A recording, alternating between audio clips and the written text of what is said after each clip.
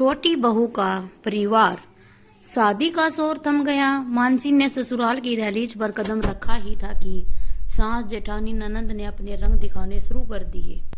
एक तो ससुराल कैसा होता है उसका मिश्र वर्णन मायके में अलग अलग मुंह से सुन लिया था, तो थोड़ी डरी हुई थी मानसी। पर मायके का दामन छोड़ नए परिवार को अपनाने के लिए मानसी भी उत्सुक थी।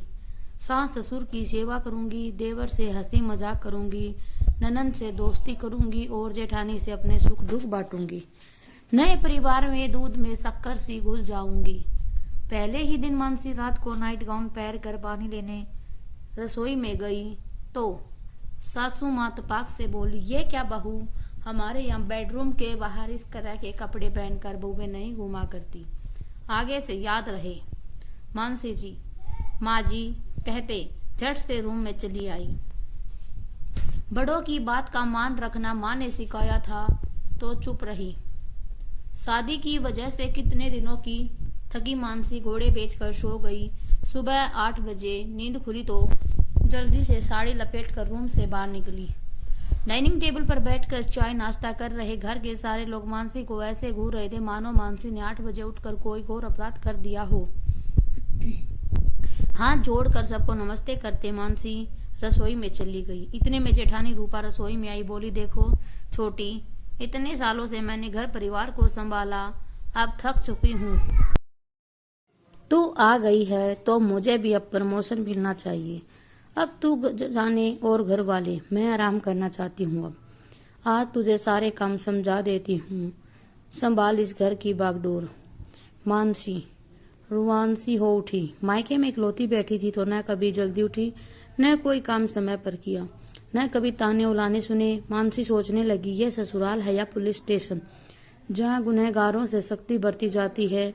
ऐसा माहौल है। मानसी के मन से शादी और ससुराल की कल्पनाओं के महल डह रहे थे। कहाँ से शुरू करूं?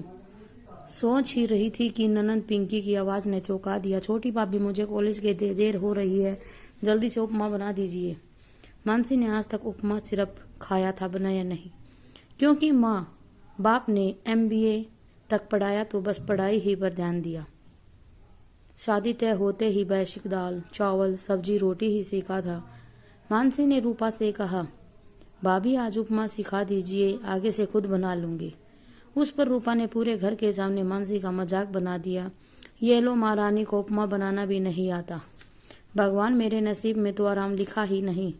सासू माँ भी तुनकी, अरे रे कैसे माँ बाप हैं। लोगों का इतना भी बाने की ध्यान नहीं कि बेटी को ससुराल भेजना होता है। 4 किताब क्या पढ़ लिख ली, मैडम बन गई। घर का काम क्या पूरी जिंदगी सास ही करती रहेगी। मानसी को अपने माँ पापा के बारे में भला बुरा सुनकर बहुत बुरा लगा।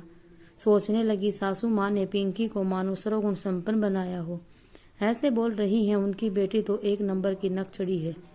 मानसी धीरे धीरे ससुराल में एडजस्ट होने की कोशिश कर रही थी। अपनी तरफ से हर किसी को खुश रखने की कोशिश में खुद के प्रति लापरवाह होती जा रही थी। सुबह 6 बजे उठकर देवर और पति का टिफिन बनाना, सबके लिए नाश्ता बनाना, पिंकी के कपड़े इस्त्री करना, सास ससुर को दवाई देने से लेकर जेठानी के बेटों को पढ़ाने तक की जिम्मेदारी एक अकेली छोटी बहू के सर पर लाद दी गई थी। सुबह से शाम तक मानसी भाभी, बहू, चाची के नाम की आवाज पर मानसी घूमती रहती। एक डर से गिरी, ना ठीक से खाना खा पाती थी, ना ठीक से सोती थी। नतीजा, मानसी के शरीर में हीमोग्लोबिन की कमी हो गई। कमजोरी की वजह से एक दिन चक्कर खाकर गिर गई। जल्दी से फैमिली डॉक्टर को बुलाया गया। इस बात भी सासू माता ना कसने से ना चुकी। वारे आजकल की नाजुक लड़कियां, 2 काम क्या कर लिए, इतनी कमजोरी आ गई। पर डॉक्टर ने सारे घर वालों को लताड़ कर हिदायत दे दी, अगर मानसी के सर से काम का बोझ हटाया न गया तो घर में आने वाला नया मेहमान खो देंगे।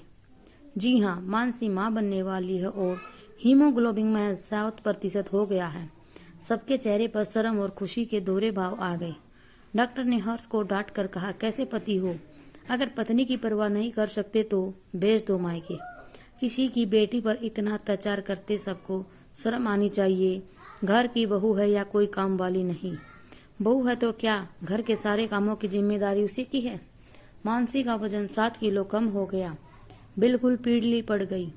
घर वालों को तो नहीं दिखा, क्या तुमको भी नहीं दिखा?